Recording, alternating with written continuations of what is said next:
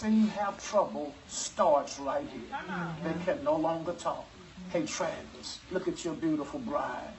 Remember the day she gave you her phone number?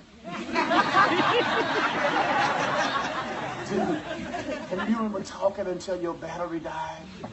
Ear got hot and start sweating. Hey, Travis, if it takes that to get her to an altar like this, it takes that and much more to keep her around the way. You have to talk.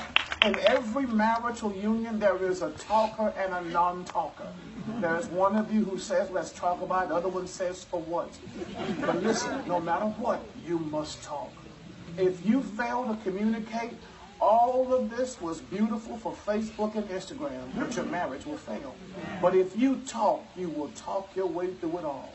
Learn to listen. Learn to share. You don't always have to agree, but you always have to communicate. Number 2, budget your plan and plan your budget. Love is one thing, but it never pays bills. I want to let you know in every marriage there is a spender and a saver. I don't want to know which one is which. Just hear these words of wisdom. Let the cheap one keep the money. You'll always have resources when you need them. If you can share beds, you can share banks. So understand that the resources you gain as a family are your resources as a family. We are unapologetically Christians. So we believe in tithing. 10% of what we get goes to God.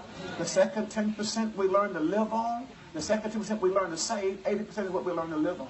And I believe if you practice this long enough, you will eventually live on 10% and have a 90 just to go ahead and say, God, what do you want me to do? It is because he favors us for doing it. Number 3, avoid third-party intrusions. And I'm so glad all of these seats are packed to capacity because I can say things to them y'all can't say. So, on behalf of Travis and Secret, if you love them, hear these words. Stay out of their business. Please hear this. If you tell your family the things that go on under your roof, they'll learn to dislike her. And you would have forgiven her, but they won't. Secret, there's going to come a day when he's going to get on your nerve. If you tell your family, they ain't going to like him no more.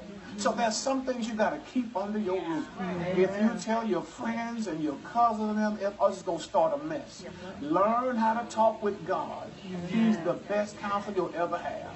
And should you reach a place where you need personal counseling, run from people with good advice but bad marriages. They cannot help you. Find somebody with a Bible and a good marriage of their own who can be confidential with your matters and hold them to heart and give you earnest, honest feedback. Other than that, only tell Jesus he's still a wonderful counselor. Fourth one is avoid infidelity. We live in a sex-crazed culture where people get married thinking the grass is green on the other side of the fence. They think that the grass stays green all the time. Y'all listen to me. Any grass that stays green all the time is fake. It's astroturf. It's not even. You have to learn to water your own grass. The only people that should touch you intimately are the hands that you're holding right now. Amen. I want to make this announcement. Men are microwaves. Women are crock pots. Listen to me, Travis. No deposit, no return, son. You have to love her all day long for her to be interested in intimacy late at night. You didn't speak. That's like a holding company. You have to wake up and say deposit, deposit, deposit, deposit. You understand that? And she's a crock pot. She only gives you what you give her back. Now look at this beautiful woman and say this to her. Say this. Everything I need in a woman is standing right here before me. From the top of your head to the bottom of your feet. God made you to satisfy me. And today, I proudly announce that I'm completely satisfied. Y'all, Travis meant that.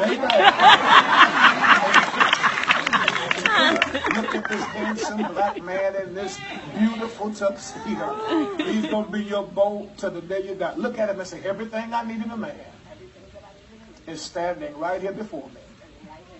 From the top of your head to the bottom of your feet.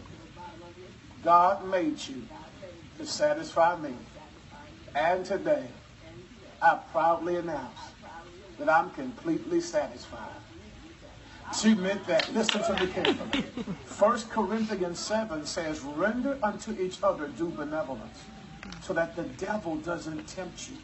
Here's what Paul was saying. It's hard to need a snack if you've already had a meal. Learn now to satisfy yourselves here. Touch, hug, kiss as a married couple should. Can I share with you the irony of our culture? We're trying to get singles to be celibate. And we're trying to get married folk to enjoy it. Know now you ought to enjoy your bedroom. The Bible says it is holy and undefiled. Somebody ought to shout hallelujah. Amen. Build your marriage on Jesus Christ. Yeah. Hey man, if y'all miss everything I just said, hear this. You'll never make each other happy until you learn to satisfy God. Yeah. Your task, friends, is to make God happy with you as a husband. And if you make God happy, she'll be crazy about you. And listen, you'll never make him happy, Secrete.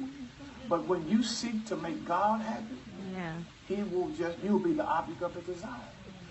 Learn now that everything around you is going to change. Little people become big people. Older people pass. But Jesus lasts forever. Amen. Build your marriage on him. And I promise you it will last a lifetime. Yeah. In that you have joined hands, shared in the giving and receiving of rings, in the reading of the scriptures, the praying of petitions to heaven. It is my proud pastoral plea and petition to pronounce you husband and wife. In the name of the Father, the Son, and the Holy Ghost. In the name of Jesus.